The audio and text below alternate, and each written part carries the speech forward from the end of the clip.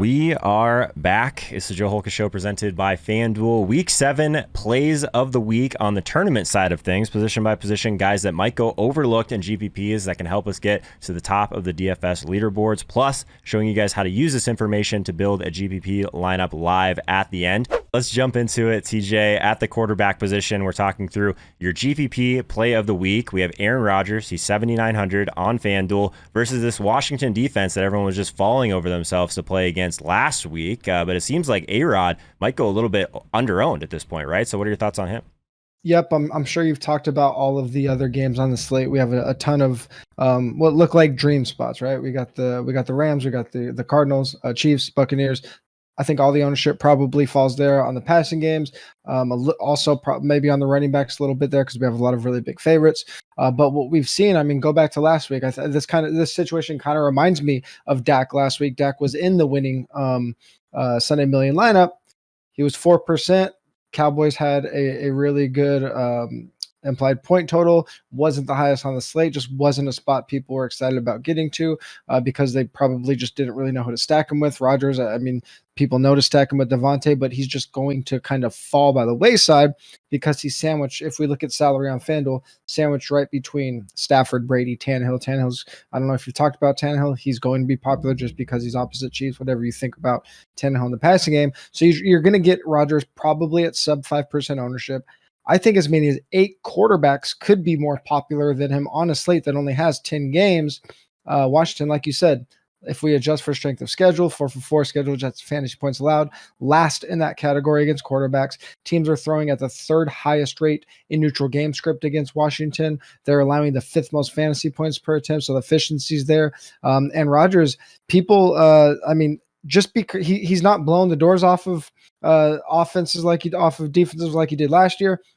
So he's not getting like all the pub he did, but his efficiency's still way up there. 6.5% touchdown rate. He leads the league in percentage of team offensive touchdowns. 88% of the Packers' offensive touchdowns have been an Aaron Rodgers pass or an Aaron Rodgers run. So if they do get to this 28-point implied point total, you could argue that they can score 28. All these other teams can hit their 33, 35, and Rodgers still matches them in touchdown equity because their running back steal one or something like that. Where Rodgers is just they only have 2 running back rushing touchdowns, the Packers. So like, even though Aaron Jones is a good play, like when he scores, it's by a pass usually. So I love Aaron Rodgers this week. I actually think there's lots of interesting ways to stack this game outside of Devontae that are really that could be really unique. And anytime we talk about our contrarian quarterbacks in week like this, you're not game stacking the Packers. You're not going to put 4 players from this game. You're going to use Aaron Rodgers sub 5% to load up on the Cooper Kupps, the Tyreeks, the Travis Kelce's, whoever you want to play around them. He's just going to let you play all those guys and lower your average ownership. Yeah, friend of the show, Ian Hardis, had a tweet a couple of days ago talking about Devontae Adams and his last 10 bounce back performances. Did you see this, CJ? Just going absolutely nuclear. And that's that has to be like somewhat of a Rodgers thing, right? He's like, oh, okay, Devontae didn't score last week. That's weird. I was going to get 3 this week. So what do we do with that? Like this team wants to play a little bit slower. So sometimes the price tags scare me off a little bit, but the ownership really outside of Adams never really gets out of control. So, I mean, it is a really good spot. Yeah, and that's kind of what I'm thinking here is people are going to be playing Adams, right? I haven't projected him and Cooper Kupp are like neck and neck for the most popular receivers on the slate on FanDuel because you can afford them pretty much no matter what you decide to play. But it's just this unique situation where you're always going to get this ownership with Adams and people just aren't going to roster Rodgers. So you're already getting that lower ownership if you stack it. And like I said, I think there are unique ways to stack. I don't think you necessarily want to play Rodgers, Jones, and Adams all together because they take so much salary, but you could throw in a Cobb, you could throw in a Tunyon as a contrarian tight end play and just hope he scores because, I mean, at this point, if your tight end scores a touchdown and Kelce doesn't go nuclear, you're like right in the mix with tight ends. We saw it last week with Chalk RSJ. Like he didn't go bonkers, but he was good enough at a touchdown and 50 yards or whatever it was. And I think Tunyon could do that. So there's just lots of really easy ways to get unique with Rodgers and still get to a lot of the tons of chalk running backs, a few chalk receivers. You could just build them around those guys. Yeah, I haven't played Rogers in what feels like a really long time, but this is like the kind of situation where you would, just to get Yep. a little bit different. But like one of the arguments, I guess, against playing Rogers at times is that he hasn't been using his legs as much over the last couple of years. Mhm. Last week, 7 rush attempts, 19 yards and a touchdown, looking Yep. spry. So I Yeah. don't know. I think it's at least interesting to consider, depending on what happens, and to see if he gets steamed, I guess, by the end of the week. But I'm in on that one, man. So let's move on to the running back GPP play of the week. Chase Edmonds, 6,200 on FanDuel against the Houston Texans. So this is an interesting one. I haven't seen a lot of people talk about this game, believe it or not, TJ, because it's expected to be such a blowout. But man, the price is pretty nice for him. What are your thoughts on Edmonds? This is another one that has some similarities to Dallas last week in that they were just another team with a high total, but you don't really know how to stack them, right? So I think you could see some Kyler naked teams. I think you could see Kyler, and then people are just going to kind of sprinkle their ownership, just throw darts and kind of let the chips fall as they may with whoever they play with. If you're playing 150 lineups, splitting evenly between Rondale, Green, Kirk, DeAndre Hopkins. I also think people are going to look at this huge spread, 17 and a half, and think, I want to have the running backs because there are huge favorites, but they've kind of been in a timeshare. And I think ownership will kind of fall that way with Edmonds and Connor kind of splitting ownership. One thing that I've noticed on FanDuel, looking at specifically Sunday Millions, is like we don't see a lot of good tournament lineups with way off the board contrarian plays, right? It's usually these guys that are, it's like not 1% running backs like you might see on other sites. It's these running backs that are in this like 9 to 15% range. They're not contrarian, but they're not as popular as the 25-30% guys. And the guys that fit that script are usually these players that aren't popular, but they can find themselves in really good game script. And that's exactly what we have with the Arizona running backs. And the reason that I want to look to Edmonds, you're getting him at a little bit of a price discount to Connor. I believe Connor 6,500, but people are going to just probably, if they're doing box score checking, look at the splits last year, say Connor's jumping Edmonds in workload. Edmonds was essentially a game time decision last week. They were questionable all week, wasn't getting a lot of practice. So I think his splits last week had a lot to do with that. And there really should be closer to a 50-50 timeshare. We're recording this Thursday. Edmonds got a limited practice Wednesday. I don't know what his status is Thursday, but the fact that he's practicing on Wednesday already says way ahead of schedule from what he was last week. I'm sorry. And Houston's allowing the 7th most rushes of 15 plus yards. So with Edmonds, we're looking for that home run. We're looking for those explosive plays, right? We know Connor's getting a lot of the goal line touches, but if Edmonds is breaking off, if he breaks off a 50 yarder and then, lucks into some super long touchdown, all of a sudden you're dancing. So I just like the potential game flow of this. And I like that people just aren't really going to know what to do with it. Edmonds explosive upside. I mean, we saw him even in limited time last week. He broke off a 40 yarder, didn't get it to the house, but I think he could get one or two of those against Houston this week. Yeah, you can even like go with like the mini stacks. You've been talking about this a lot, TJ, just like trying to figure out like ways to get exposure to these games, but not stacking up the entire thing. So you can even go like with an Edmonds Cooks or something like that because like the price tags are right. Obviously, if the volume kind of skews a little bit heavier towards Edmonds this week, like you're in business, right? And you have a unique mini stack to kind of build around with some of your core stacks. That's something I'm definitely trying to continue doing on these smaller field tournaments. So guys, by the way, if you're enjoying this tournament strategy, game theory, all that sort of thing, I do a Twitter thread every single week on Tuesdays. So definitely check out the link in the description. Toss me a follow over there. And if you don't like how your season has gone so far, definitely check out the 12 DFS strategy threads that I wrote in the off season. Tons of super valuable tips on how to be a profitable player in today's GPP meta. 100% free. It's my pinned tweet. TJ, let's move on to your wide receiver GPP play of the week. And it's interesting because I feel like we've been talking about this game, but no one's talking about Terry McLaurin. He's 7,200 on FanDuel at Green Bay. Tell us why you like him. I love the post hype sleepers in DFS. He's a guy that busted as the chalk last week in what everybody thought was going to be a blow up spot on both sides for the Chiefs.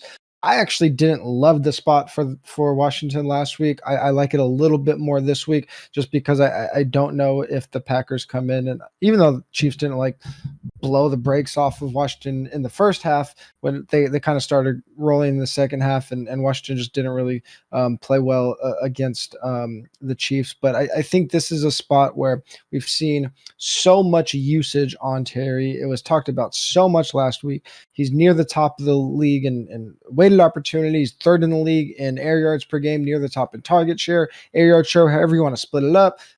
He's our top wide receiver in the breakout receiver model at 4 for 4, second in expected points over the last 3 weeks, but obviously coming up a little bit short of that, especially after last week.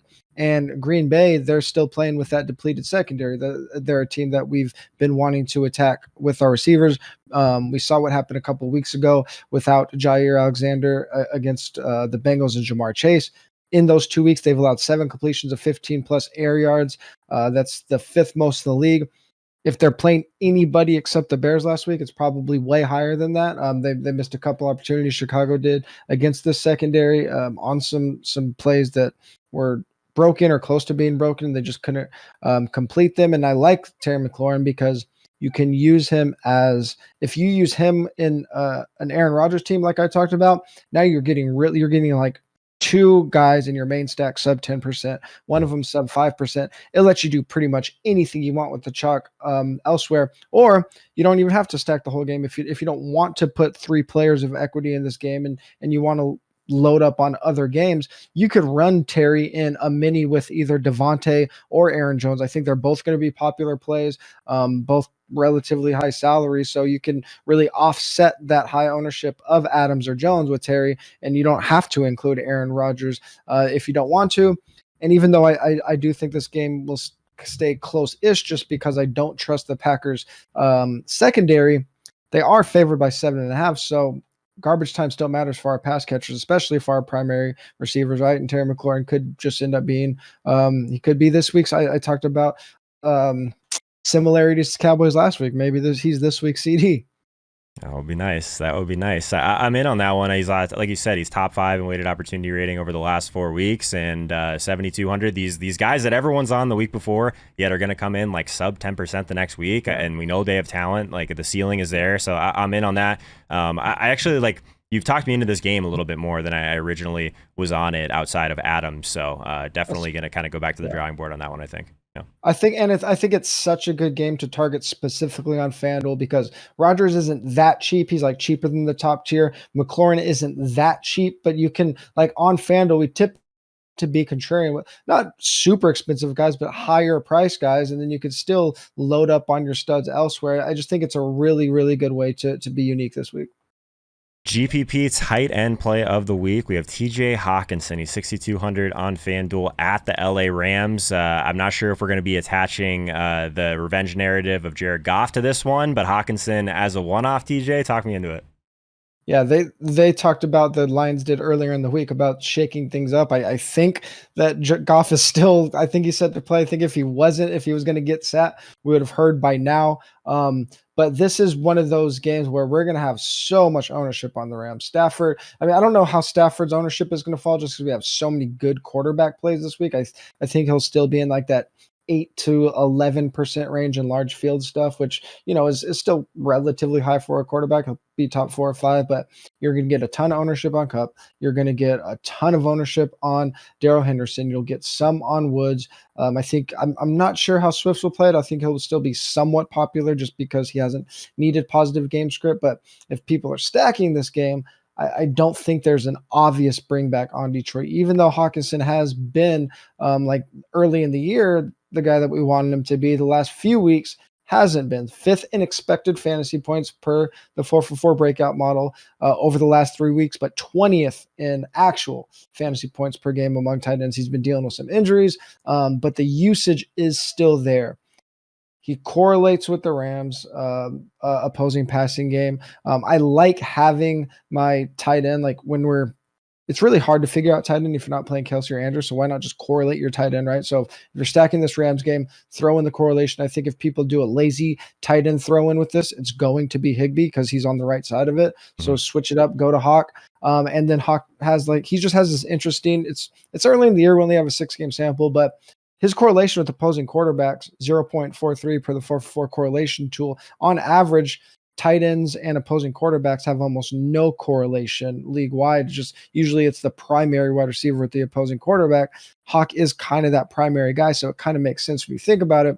When Detroit's getting behind, they're only really using him and DeAndre Swift. So I really like that. And the Rams, their weak spot, if we look at fantasy points allowed, has been to tight ends. They're top half in the league in schedule adjusted points to every single position except tight end. They're ranked 26th. Yeah, I mean, man, this is one that it's not a pivot. It's not really a GP. It's just leverage, right? It's just straight leverage because there's going to be so many people on the Rams side of the ball. So like at that point, we don't really care as much about the injuries. He did return to practice on Thursday, so that's positive. But man, he's clearly banged up. But man, you get them at like sub 5% last week, and he does basically even just that again, and you're basically there if one of these other like elite tight ends doesn't completely like blow out the entire slate at the position, right? So I like this one. Yeah, and I think he's not I don't think he's a standalone play at all. I think you're specifically using him for some kind of correlation. It could be any correlation. I'm fine with him opposite Cup. I'm fine with him in full game stacks for the Rams. I'm even fine with him just as a mini with Darrell Henderson because even that game flow makes sense and is a unique way to get to it. But if you're using Hawk, I think you want to be using him in your Ram stack somehow. All right, let's talk about defense, TJ. So your GPP DST play of the week is going to be the Eagles defense at 3,500. So like we were just talking about it, there's not a lot of really nice options down there this week. And against the Raiders, it's at least an interesting situation where we've seen Derek Carr air it out a little bit, right? And this Eagles defense doesn't really give up a ton of big plays, but tell us why you like them specifically this week on FanDuel. We have a lot of really big favorites this week. We have 3 teams favored by at least 13, 2 more favored by over 7, 2 more on top of that favored by over 5. And then you got the Eagles who are underdogs at the Raiders. So when you just look at all those favorites, like why go off the board? I think from a leverage perspective, it kind of makes sense because this is one of those games that I think can get juiced up in ownership going into Sunday, even though we have all of these teams with these crazy implied point totals. Raiders and Eagles is the one, 49.5 points is the third highest over under. The spread's only 3. So all of those big numbers are with games with huge spreads. This one should stay kind of close. I think people are going to like Jalen's price. I think people are going to look at Carr and Ruggs connection. Both of the running backs might get popular, especially Jacobs. I think Miles Sanders is going to get a little bit of pub as like a contrarian play just because people are looking at this game. People are going to be excited about Goddard because now he doesn't have hurt. So there's just a lot of ways that this game could end up getting kind of popular. So I like leveraging it with the Eagles because I think the Raiders can still just be one of those teams that implode. The Eagles are one of the best teams in the league at getting pressure up the middle. This was highlighted in Justin Edwards' offensive versus defensive line article on 4for4. Last week, the Raiders played against a good pass rush, but it was edge pass rushers, and they were able to handle that because Carr was just kind of able to step up in the pocket, check it to Ruggs, Edwards, Waller. Eagles get pressure right up the middle. I think that could cause a lot of problems, and I just think it's a really good way to get leverage on this game that has a lot of players that are gonna get some steam. And if you do think Miles Sanders is a good contrarian play or starts to catch some heat going in this game, you can stack the Eagles with Sanders and just play that game flow scenario because I actually think the Eagles can pull the road upset in this one.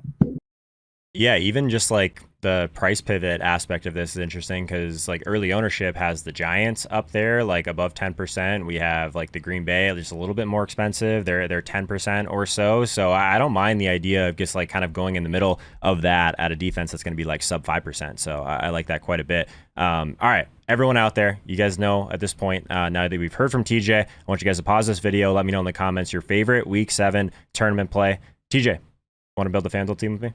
Let's do it. All right. Sounds good. So this team will be in the listener league at fanduel.com/Holka. Make sure you guys get in there. Before it fills, it is a $5 3-max tournament, rake free, all that good stuff. It's the battle of the guests, and we're going to make sure that one of you guys cashes this week. I'm calling it right now. One of you guys are going to cash this thing. So where do you want to start, TJ?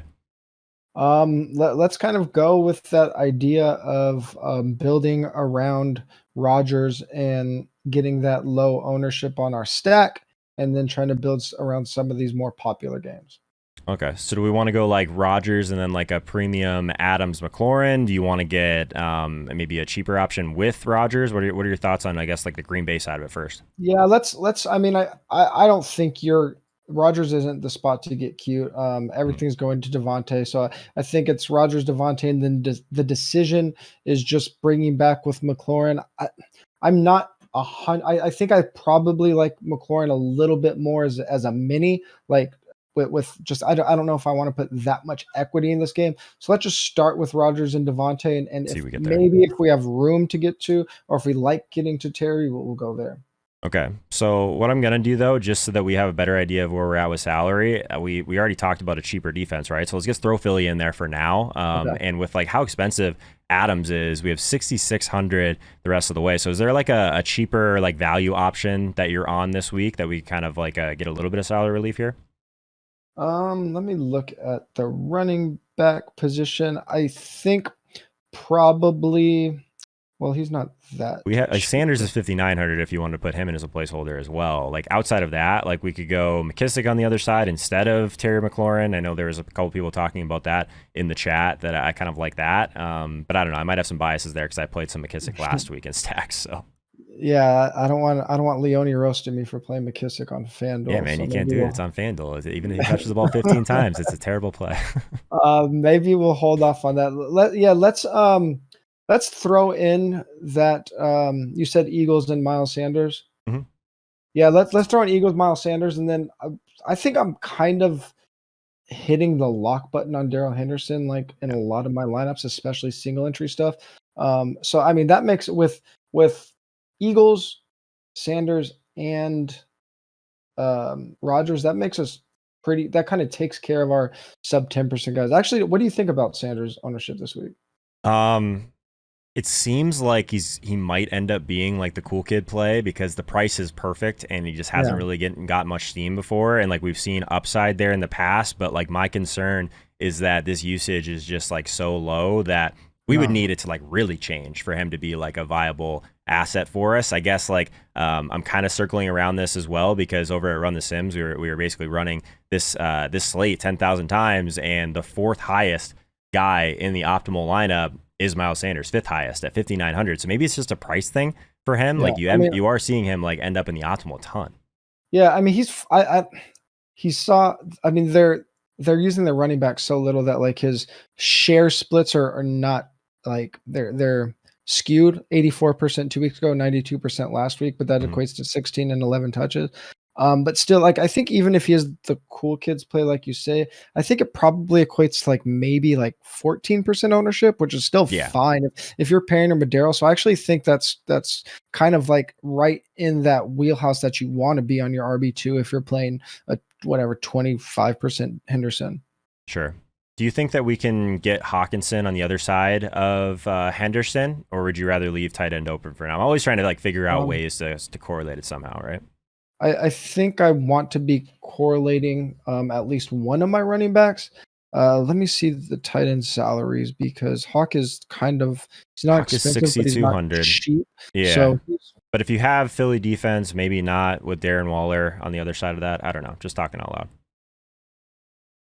Like um Hawk gets you to 6,500 the rest of the way. So yeah, I mean he's not cheap, that's for sure.